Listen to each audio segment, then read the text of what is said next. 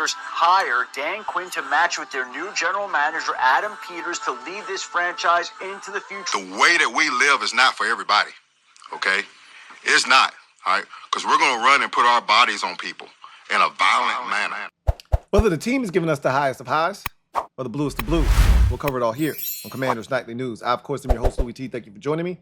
Let's get to tonight's lead story. So this game is a big game, and every game on the schedule is a big game moving forward. If the aspirations that we have now set, because I think most of us as fans have reset any expectations that you may or may not have had. I didn't have any. Now I do have expectations. I'm trying my hardest to continue to stay in this mindset of, hey, just enjoy the ride. Whatever happens, happens. But as we continue to see improvement from this team, and we continue to see, the rest of the division, the conference, the league for that matter, kind of go in the direction that they're going in, there is no dominant team. The Chiefs each week lose another member of their football team. No one in the AFC is dominant. No one in the NFC is dominant. There are only 2 undefeated teams remaining in the NFL, and neither of those teams look to be world beaters. So you start to look around at what's going on. You look at our division and you look at how attainable that is, and all of a sudden the expectations do start to arise, and you do start to allow your mind to wander. And I'm guarding against that now, but as we continue to go through these games, if we continue to see growth while winning, it's going to be pretty hard to hold those urges back. But this is another one of those games that if you're looking at this team and you're saying, hey, we have a chance to win this division, this is one of those games that you need to find a way to get, right? And there will be a level of desperation. There will be a level of intensity that the Cleveland Browns will show up with, because much like I said with Cincinnati, right? Their season is getting on the brink. You get to 1-4, and you're getting to that point of no return, okay? And they play in a treacherous division, right? With Cincinnati, who they play next week, in Baltimore, and in Pittsburgh. And so you don't have a great margin of error if you're the Browns, right?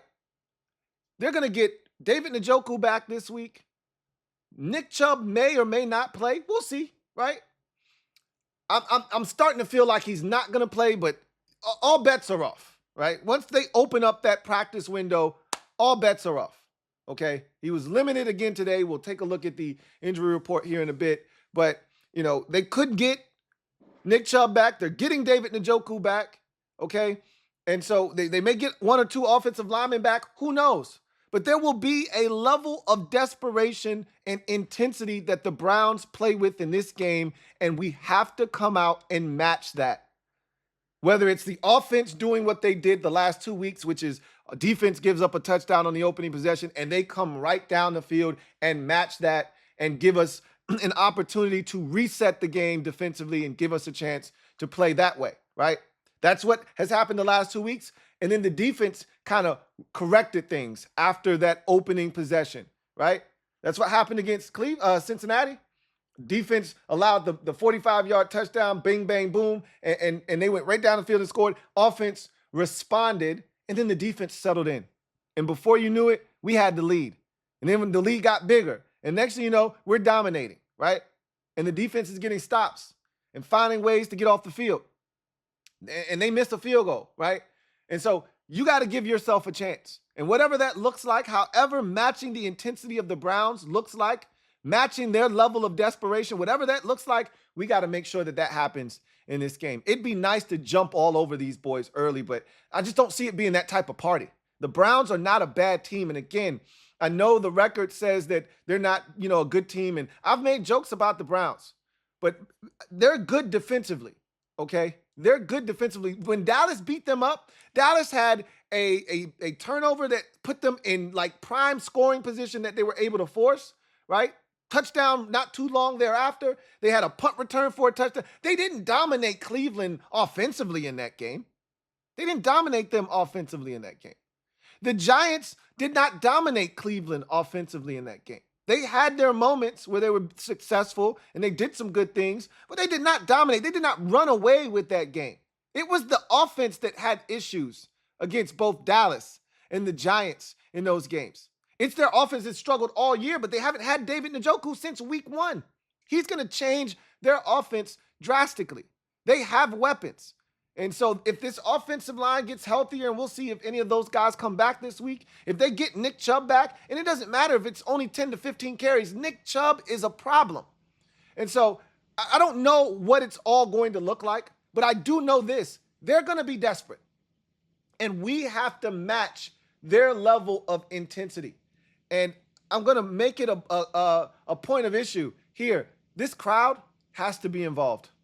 And this is a big game for the home crowd too, because this isn't Philadelphia or New York or Dallas or the Steelers or some other team, Green Bay, that travels extremely well and you expect them to come in here and take over the stadium and make it feel like the Browns aren't that far away from home.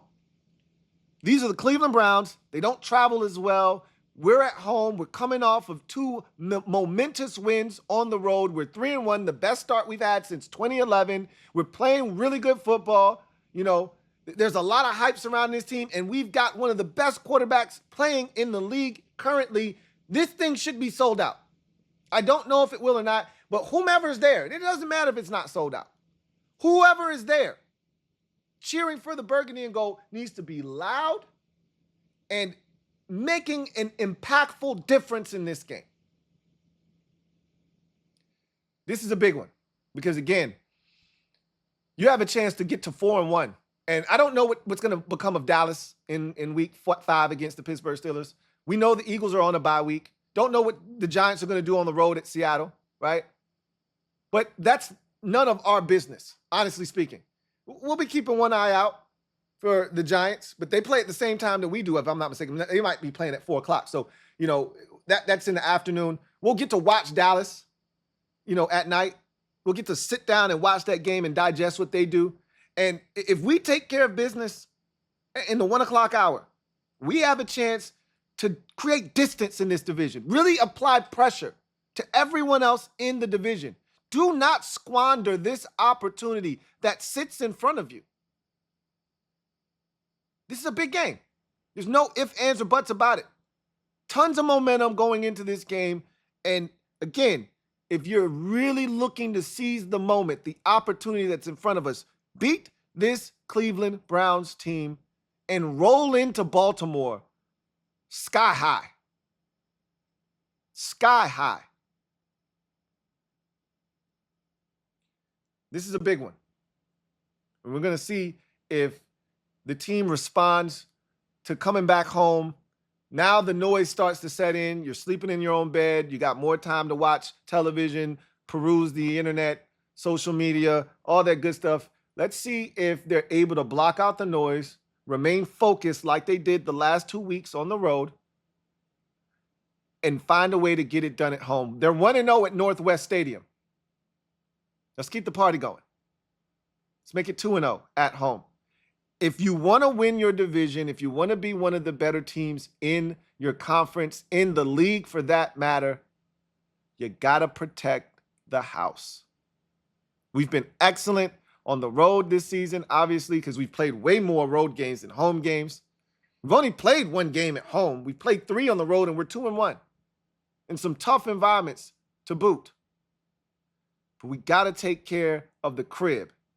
Here's another opportunity to do that in a game that is going to be, I think, a good representation of what we can expect from this team in situations where they're favored. I don't know how many times we're going to be favored this season, right? This is one of them. And Vegas still isn't sure. You know, while we're favored, they're not like, yeah, you should win this game. They're like, yeah, we think you might win, but we're not sure. That's cool. Let's take care of business. That's going to be a desperate Browns team on the other sideline. And if you don't match that level of desperation, you don't match that intensity, you can get got. Let's not be one of those teams that expects the other team to lie down. And I don't expect that from this group. Nothing that they've shown me to this point leads me to believe that they're going to come out here and expect anything less than Cleveland's best. I don't get that from the staff. I don't get that sense from the players. I just don't feel that vibe. Actions speak louder than words, though. So we'll see what happens. In other news, we go. And we heard from the offensive coordinator, Kliff Kingsbury, defensive coordinator, Joe Whitt Jr. We'll talk about what was said there at the podium. But before we do that, let's take a look at the injury report for both teams from Thursday's practice. This is a big one because, Thursdays are really a really good indicator of what's to come. Let's take a look, starting with the good guys. So this is a very promising injury report for the Commanders here. Nick Allegretti practice. That's a good sign. Now, again, doesn't mean he's going to play, but that means he's trending in the right direction. Dominique Hampton, after not practicing yesterday, full participant. That's a good sign. Tyler Owens, shin, limited. That's a good sign. Brian Robinson Jr. not practicing for the second day in a row is not a good sign. Now, we'll know more tomorrow, obviously. We'll hear from DQ. He'll tell us what the situation is. Right now, it's feeling like he's not going to play. But again, they could just be being cautious with him, knowing, hey, look, this guy he's a gamer. Like, we don't have to put him through the ringer in practice and have him out there.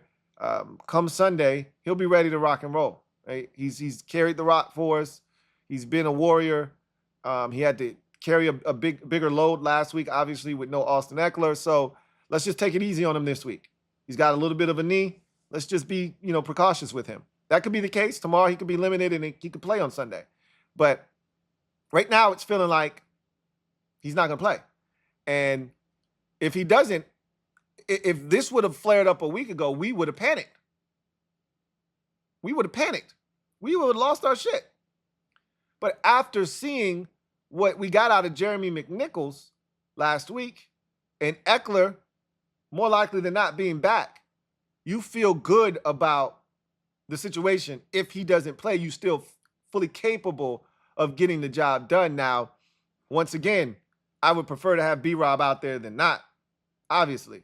But if he can't go and he needs a week, you still feel confident, hey, we got enough stuff back there to get it done. So what a difference a week makes. Because last week, we didn't know what to expect from Jeremy McNichols. He goes out, has the game that he just had, and all of a sudden our tune changes and we're like, oh, no, we're straight. We're straight, but hopefully B-Rob can go, right? This is a physical Browns defense. I'd love to have B-Rob out there toting the rock. I feel so much more confident in those 4th and short situations with B-Rob toting the rock than I do any other running back on this team. Like, I really would like him to play, if at all possible. Noah Brown, this is the one that really is a little bit scary for me because I think we can get by at running back. And not to say that we can't get by at wide receiver, but we're a lot thinner at receiver than we are at running back, to be honest with you. Especially with Crowder already being on IR at this point, you really don't need to see a guy like Noah Brown not be able to participate. So he went from limited to DMP. That's not a good sign. We'll be keeping a very watchful eye on him, but man, that doesn't feel good right now. That doesn't feel good at all. And this isn't the game, right? With the Browns being aggressive in that secondary, this isn't the game to not have a physical guy like Noah Brown available. It just doesn't feel like the right game for that.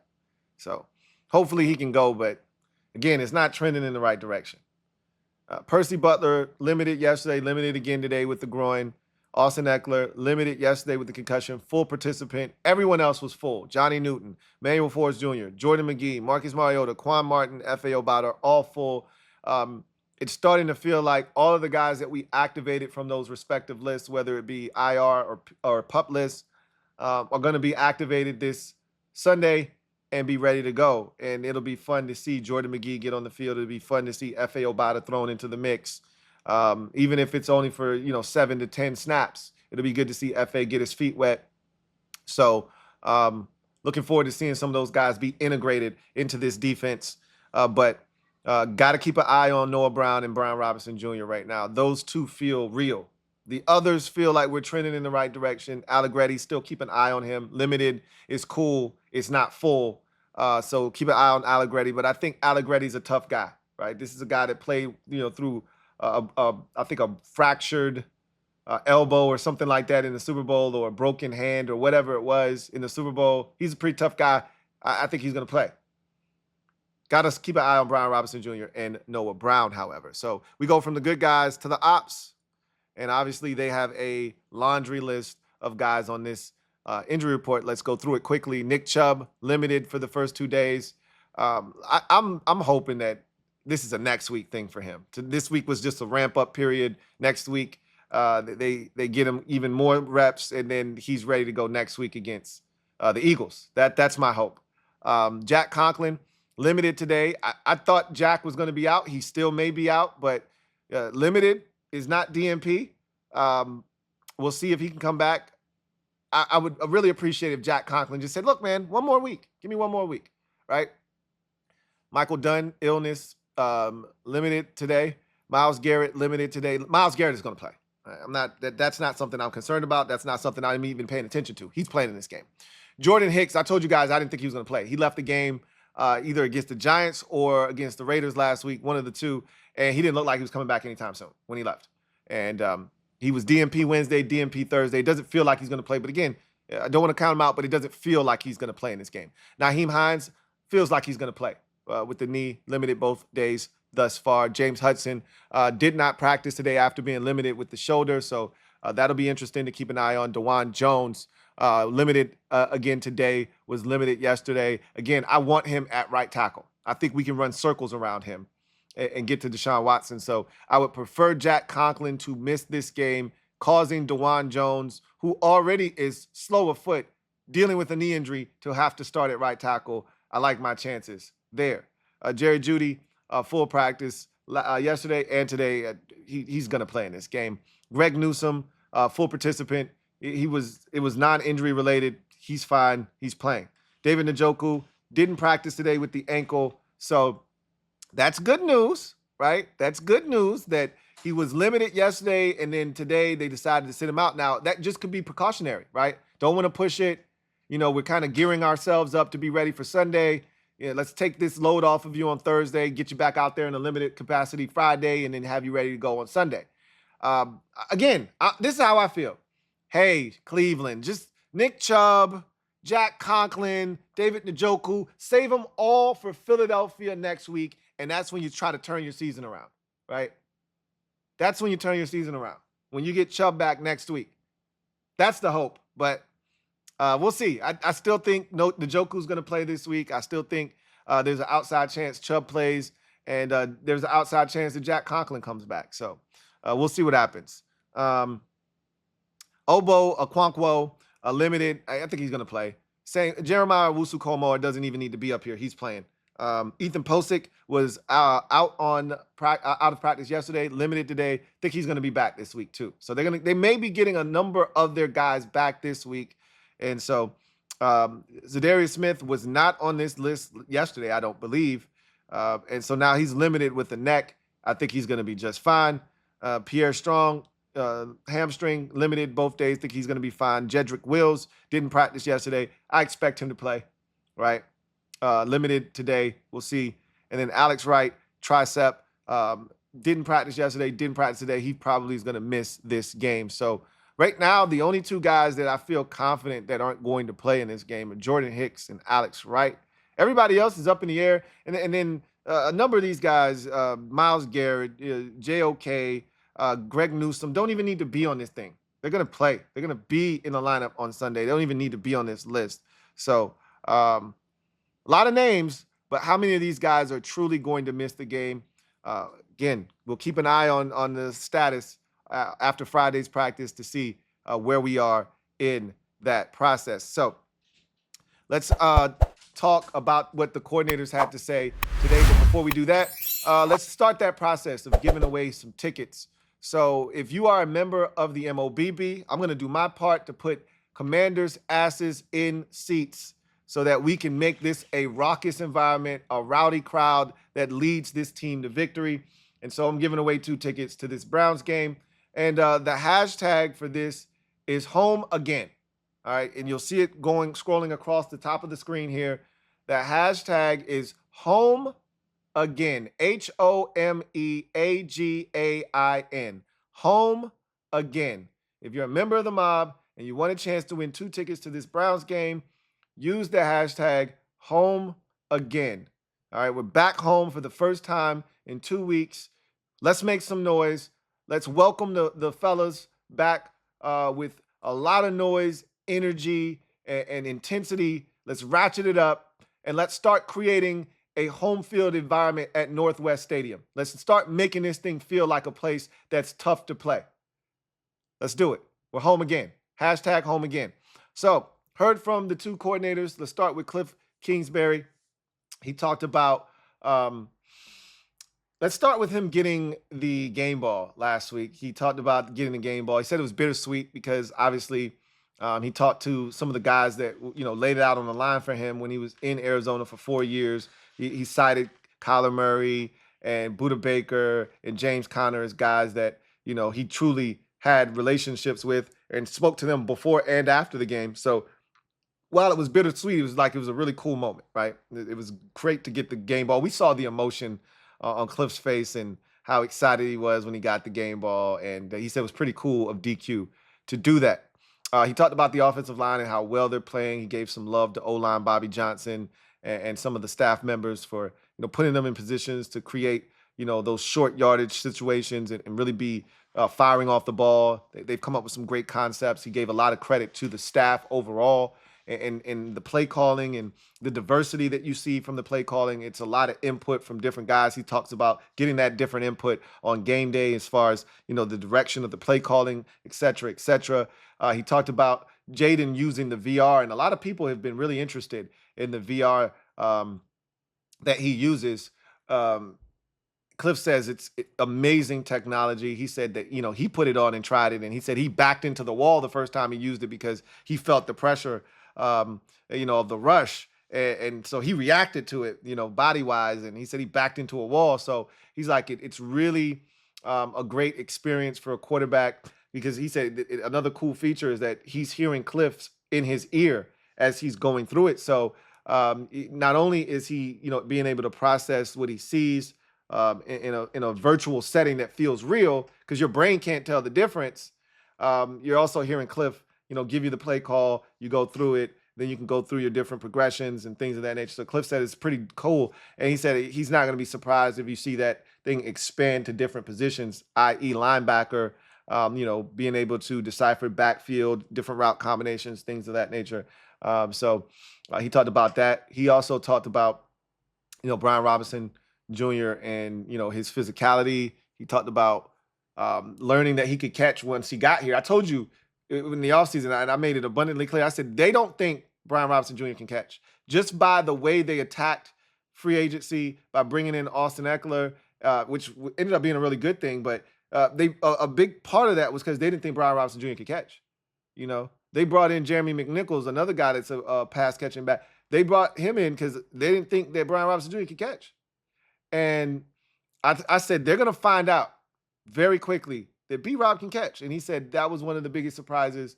And he said the minute we got on grass, I figured out he could catch very quickly. And Kliff, it's fun to listen to all these guys grow, right? Not just the players, but the coaching staff as well. I'm going to talk about that with Joe Whitt Jr. here in a second. But Kliff Kingsbury talked about how when he was in Arizona, sometimes he would coach to results instead of coaching through the process. And he said that would get him in trouble. And he said when he was back at Texas Tech, he would spend too much time in the classroom and not enough time on the field. And so it became monotonous. Guys were just telling you, yeah, I got it, coach, but they really didn't have it. So he said now, instead of being in the classroom for too long, he breaks it up, gets them on the grass, and is able to go through things with them on the field with hands-on, right? Being more hands-on in the process, which Jaden Daniels talked about in the offseason. In OTAs, like Kliff's very hands-on. And I think he said he learned a lot at Texas Tech through trial and error there where, players were really becoming jaded by these long meetings. And so he's learning a lot about how to get through the players in a way that's more effective and efficient. And so far, so good for this team thus far. And obviously, this is a tough assignment with the Cleveland Browns. He talked about Denzel Ward, who is one of the best corners in football. He talked about Jim Schwartz. I told you about him yesterday. He's one of the best defensive coordinators probably over the last 20 years in the NFL. And the game has not passed him by like some of these guys who struggle when, different things happen and the league starts to shift in a different direction. They can't adjust because this is what their scheme is. Schwartz is one of those dudes that just continues to evolve and grow as the league changes. And so he's seen a lot. And he's seen guys like Jaden Daniels come along. Maybe not quite like Jaden Daniels, but they got a guy in their division named Lamar Jackson. You may have heard of him. So they're not going to be, floored by his speed because Lamar Jackson's faster than him. They're not going to be floored by his athleticism because Lamar Jackson is more athletic than he is. But what they might not be prepared for is just how truly accurate this guy is. And hopefully we can take advantage of some of the things that they don't know about Jaden Daniels in this game. But Joe Whitt Jr. spoke and addressed the media, and he talked about this being an improvement, obviously. And the first thing he pointed to, and what did I tell y'all? If you're a mob member, then you know this for sure. I think I said this last night upon further review to start the show. I said the thing that was most noticeable to me, and I hit it spot on. And I'm going to toot my own horn when I'm right, and I'm going to be the first to tell you when I'm wrong. I told you the communication was superior to what we had seen the first 3 weeks, and it wasn't close. And I gave you guys a great example, and he gave the exact same example that I gave, which is crazy. Makes me feel warm and fuzzy inside. But I talked about that fourth down play in particular because Bobby Wagner took away the shallow cross. And then you had Noah Igbenogany take away the little hitch, right? The little stop route over the middle. They were on both sides, and both of those were covered up. But it really was the shallow cross was his first read. And then you progress to that throw behind it, and both of them were taken away. And Bobby Wagner taking away that shallow cross kind of set that chain of events in motion. And then he had to hold on to it, and boom, sack, right? And so he said the communication was outstanding in this game. He said we had a lot less, communication errors. We didn't have any of those mental breakdowns that we had seen the first 3 weeks. He said what they had done this week was they narrowed in the amount of calls that they were making. So they didn't necessarily dumb down the defense or anything. He said, I was trying to do too much. He said, and that's on me. I was trying to do too much. And so I scaled back how much we were asking them to do. And we kind of simplified the amount of calls, not the actual calls themselves, but the amount of calls. We were doing too much in practice. It was overloading their brains, and we didn't even get to most of those calls in the game. And so, narrow it down, focus the calls, and let's get good at these things here, and then we can add more in as we get good at these calls right here, right? Which is a good way to go about it. And so he said, we're still learning. We're still figuring it out. But he talked about getting pressure on the quarterback, which was huge. And he said it goes both ways, right? You got to first credit the defensive backs because they gave us time to get to the quarterback. And then you got to also credit the defensive line for getting to the quarterback, because, again, just because the defense holds up, the secondary holds up initially, if there's no pressure, he can just stand back there still. And then now the guys uncover, or he allows Kyler Murray to roll out, extend, and now somebody uncovers. So it goes hand in hand, and he was really happy and pleased with some of the things that they saw. He talked about them playing faster, narrowing how many calls that they were making allowed the players to play faster. You saw that, and I told you that upon further review, they played faster. They played more physical. They were more sure of what they were doing. And he cited some examples. He's like, we're continuing to get better at things. And he said, like, early on in the season, that first game against Tampa, we were getting shredded on the screens. Have you seen that since? No, we haven't. He's right? He talked about the run game, and he said, we got to be better. And, we were really focused in on taking away MHJ, right? We didn't want to get beat over the top there. And so that was our primary focus. But, we're going to have opportunities to stop the run, whether it's the run fits weren't good enough or we got to be a little bit more fast, a little bit more aggressive here or there. He says 3 levels to stopping the run. It's not just the defensive line, not just the linebackers, but all 3 levels have to get involved. And he said, we're going to get it fixed. I believe him. Just like I told you, I believed him last week when there was no reason to believe. I believed him last week when he said, we're close. I said, I believe him. And then we got that, we got that performance from the defense last week. Now, I'm not going to tell you that I was expecting to only give up 14 points. But when he said we're closer than you think, I said, guys, I think I believe him. And a lot of you are like, okay, whatever, Louie T. I don't see the shit. I'm like, neither do I, but I trust him because he hasn't lied to me yet. Just like today, they asked him, hey, this was a great opportunity for him to try to shower one of these corners with some praise, right? Coming off of a game, you only give up 14, really didn't give up any explosives. He said we should have only gave up 7 points, which again, he's right. It was 4th and 14. They had no business converting 4th and 14. They had no business scoring that second touchdown. The first one, okay, I'll allow it. Great throw by Murray. They drove down the field. It is what it is. They had no business converting, and I told y'all about it already. They had no business converting 4th and 14. So they shouldn't have scored the second touchdown. And he said they only should have scored 7 points. And so they asked last week, he said, I'm waiting for somebody to step up in the secondary and say, hey, I'm the guy. I got it. You can count on me, coach. So this week, that same reporter came back and asked him, did anybody step up at the cornerback position? And he said, you talking about the corners? He said, no. We're not there yet. And so he hasn't lied to me yet.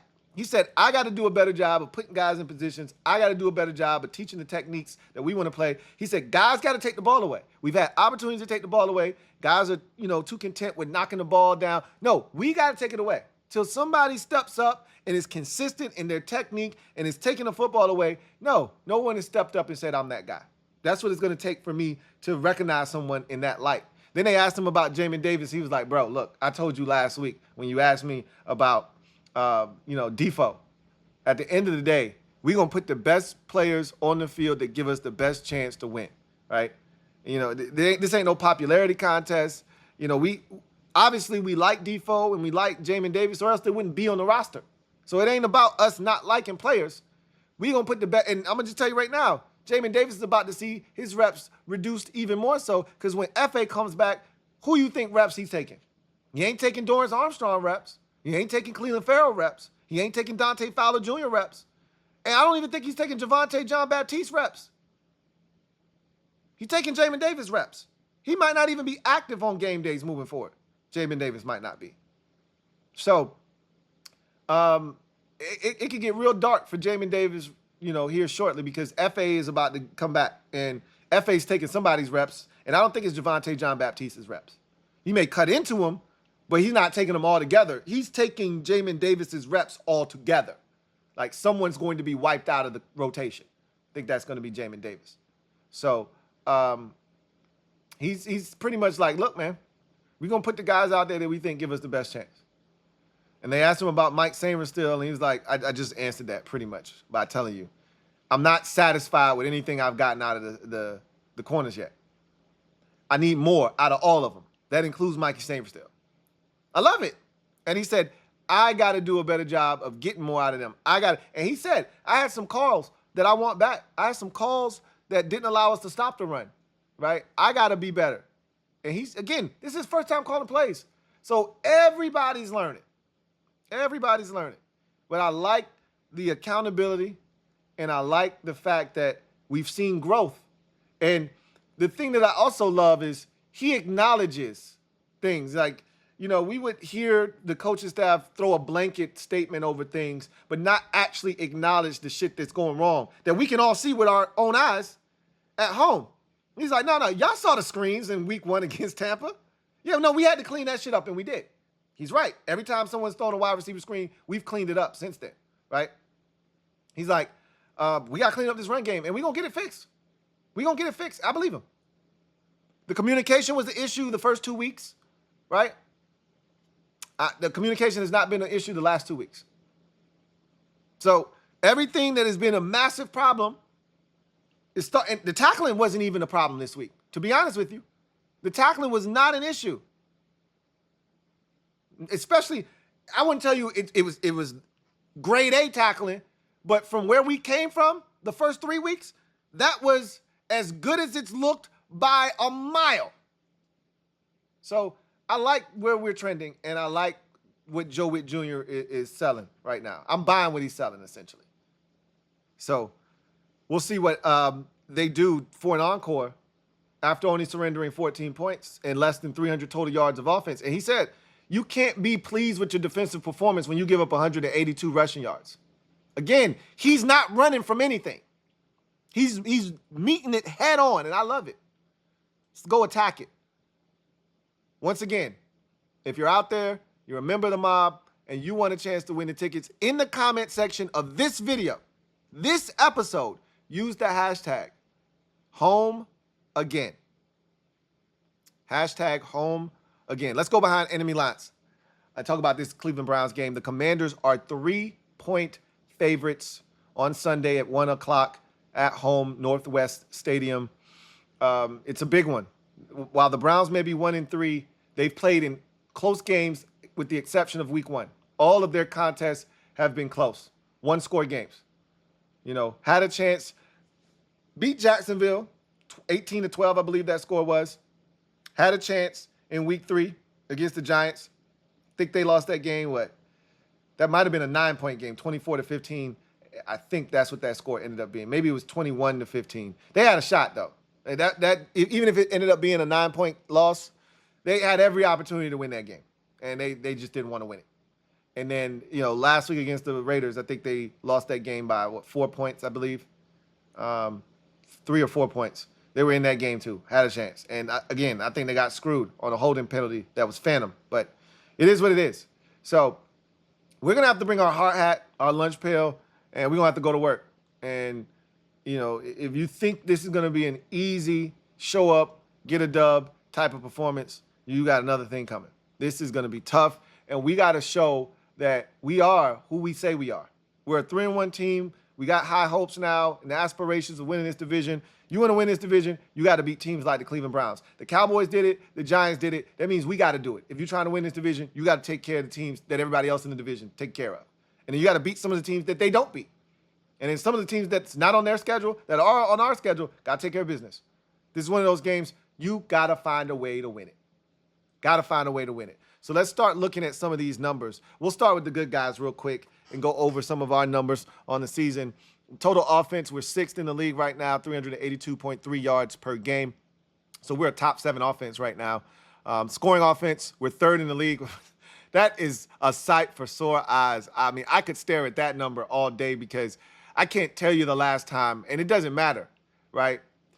It could have been one game. When's the last time we started off a season scoring over 30 points so we could say we average over 30 points a game? We're through 4 games now, and we're over 30 points a game. This is insane, man. I mean, my eyes have not adjusted to this yet. I'm still in awe of what we've done offensively. We're 3rd in the league in scoring offense at 30.3 points per game, which is just off the charts. Obviously, the last 2 weeks have a huge say in that number with the 80 points that we've scored over the last 2 weeks. Passing offense, 12th in the league with 213 yards per game. So we're, almost a top 10 passing offense. We've only allowed 9 sacks, tied for 12th best in the league.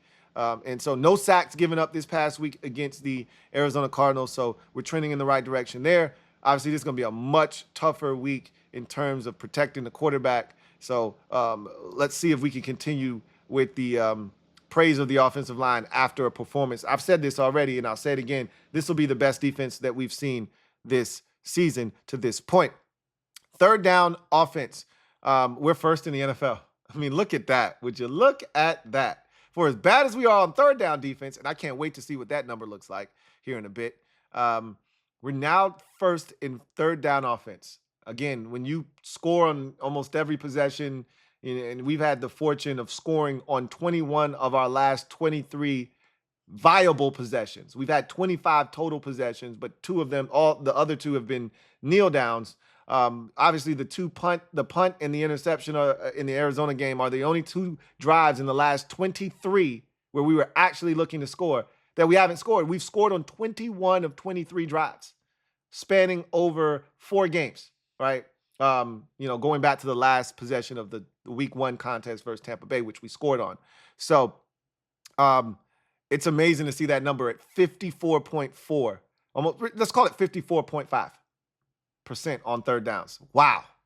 That is amazing. Total defense, 27th in the league at 357. That's up from a week ago when we were 29th in the league. We held the Cardinals to under 300 yards of total offense, so that helps a lot. Scoring defense, we're down again. We're moving on up. 25th. You know, we were, 29th, I believe, as well in scoring defense. Only gave up 14 points. We were giving up over 30 last week, I believe. Over 30, if I'm not mistaken. So down to 25.5. Hey, look at that, right? If we keep that up and we keep up scoring up, we'll win almost every game, right? Because we're averaging 30 and we're only giving up 25. But we want to see that number continue to go down, and we want to continue to keep scoring points and applying pressure. Passing defense, 22nd. That number is down, right? I think that number was 25th or 26th last week. We only gave up 100 and I think it was 170 some odd yards to Kyler Murray this week. So 220.5 yards. We're now tied for 21st in sacks with 8. We got 4 this week, so that helped that number. I think we were, 29th. I think we were tied for 29th or something like that. Rush defense, 23rd in the league at 136.5. So I think we were worse off. I think we were 21st in the league in rush defense last week. So obviously you give up 181 yards or 82 to the Cardinals this past week does not help that season average. Third down defense, we're still dead last. But we went down from 60, okay? And I told you, I felt like we were way ahead of the rest of the league. So even coming down, and the Cardinals were at less than 40% at 4 of 11 last week, which, brought this thing down almost 7 full percentage points from 61 to 54.7. We still got a long ways to go. We're still dead last in third down defense. But hey, last week was a start. Let's see if we can't continue to build upon that. Time of possession, we've been phenomenal this year. We're 5th in the league, 32 minutes, 34 seconds of time of possession. That's been one of the signature calling cards of this team. And then turnover differential, we're +1. We gave it away once in this game, but we also took it away. So we remain at +1, which is good for 10th place, a tie for 10th place in the league. Now we go to the ops in the Cleveland Browns. Total offense, they're 31st in the league, and the numbers aren't going to be kind to them on offense. They've been an abysmal and putrid offense. They've been without one of their best targets in David Njoku. They've been without their best player in Nick Chubb. And so, and their offensive line has been, in shambles for much of the year to this point. So, there are built-in excuses if you want to use them, but the real question is, can Deshaun Watson perform at a high level? He hasn't proven that yet. I'd like to keep that party going this week. Scoring offense, they're 27th in the league. They're averaging 16.5. That looks like some shit we used to do. 16.5 points per game. Not going to win many games doing that, right? Let's hold them to their average, and we should win this game comfortably, right?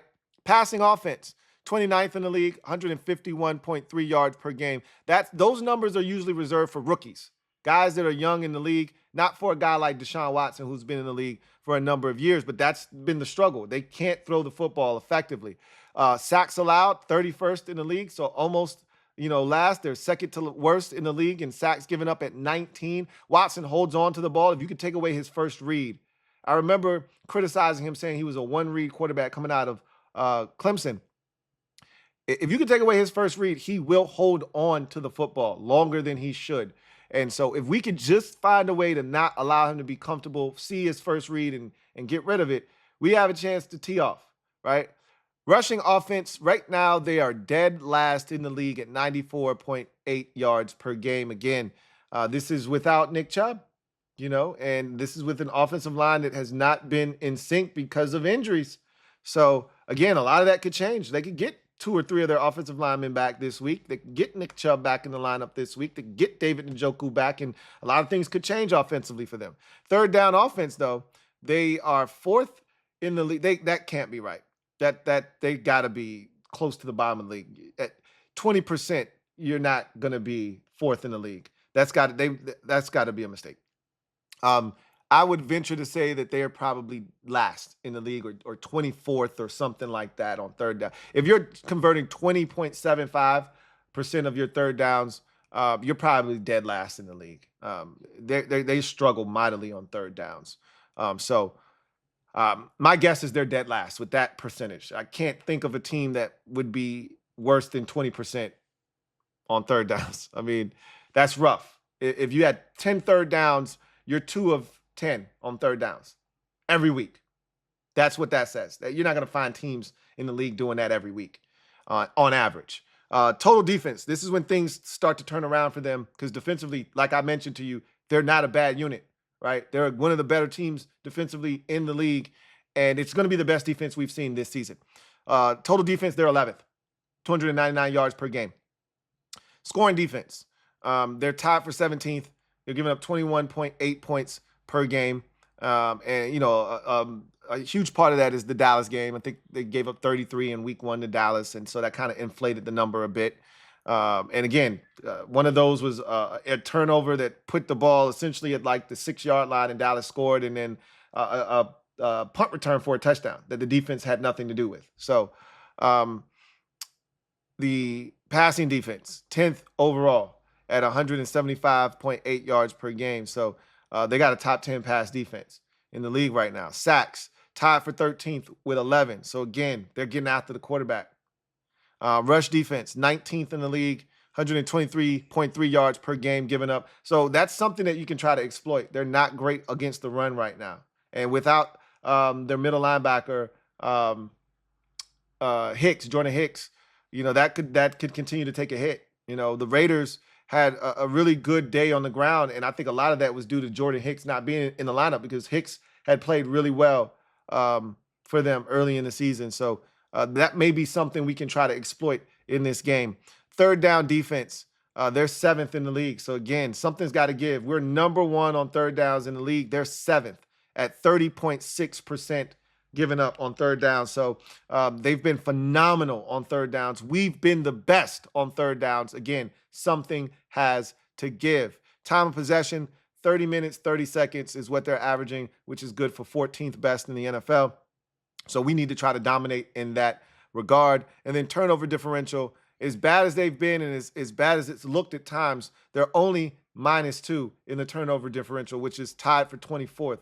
So for as bad as it's been at times, they're not really, terrible in that department because they're getting turnovers. They're forcing turnovers. Their offense is turning it over a little bit, but they're forcing turnovers as well to try to counteract that. And so we're going to have to take care of the football. We really have done a tremendous job of taking care of the football this season to this point, but this is a team that will take it away if given the opportunity to do that. So that's something that we have to keep in mind. So with that said, the Browns are going to pose a serious threat this week. Don't take them lightly. Don't look at their record. Don't look at their struggles up until this point.